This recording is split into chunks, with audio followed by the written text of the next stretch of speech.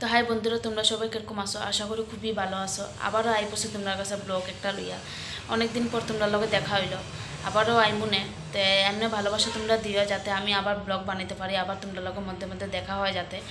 তো আজকে আবার ব্লগ লইয়া আইলাম। আগে ব্লগটা দেখবাই তোমরা, তারপরে কমেন্টে জানাইবা কিরকম লাগছে কিরকম না। যারা যারা আমার নতুন আসো চ্যানেলে তারা সাবস্ক্রাইব করিয়ে যাইবা অ্যান্ড কমেন্ট করিয়ে যাবা, লাইক কমেন্ট করিয়ে যাবা, ঠিক আছে? तो चलो आगे वीडियो देखी तारपरे आमी तुम्हारा लोगे कथा करी। इंडिया वालों, तुम्हारी गौ माता को मैंने चावलों में डाल के खाया, इतना मजा आया। ये टाइगर, ये तुम्हारी गौ माता सोल। तो बंधुरा तुम्हारा ये मैटर कथा सुनते ही पारছো যে মেয়েটা কি করছে, যে ইন্ডিয়া वालों মানে আমার মুখ দিয়ে তো এই কথাটা কইতে আমার ঘৃণা লাগে।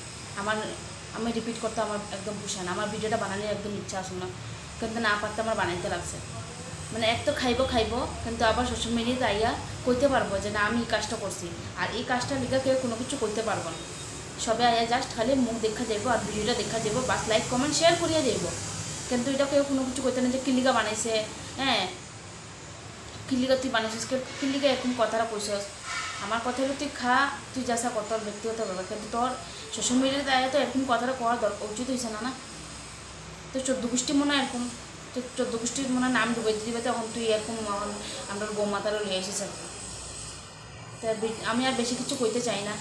তো ভিডিওটা কীরকম লাগছে তোমরা কমেন্টে জানাইও। আর তাই যেগুলি কথাগুলি শুনছো তোমরা এটাও কমেন্টে জানাইও আমার। আর একটা দাদাভাই করতে তো আমার লজ্জা লাগে। তোমরা আগে প্রথমে ভিডিওটা দেখো, তারপরে আমি তোমরা কইয়া।